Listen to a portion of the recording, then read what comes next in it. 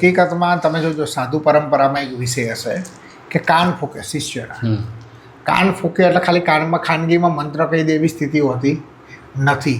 એ હકીકતમાં એના અનકોન્શિયસ માઇન્ડની અંદર બીજ રોપે છે. ક્યાં રોપે છે? અનકોન્શિયસ માઇન્ડમાં. એ મંત્રનું એ બીજ રોપાઈ જાય એટલે ઓલા શિષ્યમાં ઓટોમેટિક અનકોન્શિયસ માઇન્ડમાં જાય.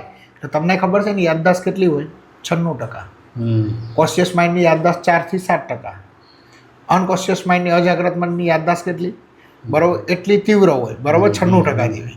એ ભૂલાય ને એટલે જે ગુરુ છે ને એના અનકોન્શિયસ માઇન્ડની અંદર બીજ રોપે છે એટલે એનું ઓટોમેટિક રટન ચાલુ થઈ જાય. એ મંત્ર સિદ્ધ કહેવાય, એને બીજ મંત્ર કહેવાય. એ પાત્રતા પ્રમાણે કાનમાં ફૂકે પણ નાખે એના અનકોન્શિયસ માઇન્ડની અંદર એટલે સતત એની રચના ચાલુ થઈ જાય ને દેવી વાસ્તવિક રૂપે પ્રગટ પણ થાય. આ મારા અનુભવના જ્ઞાનની વાત કરું છું. બરાબર છે.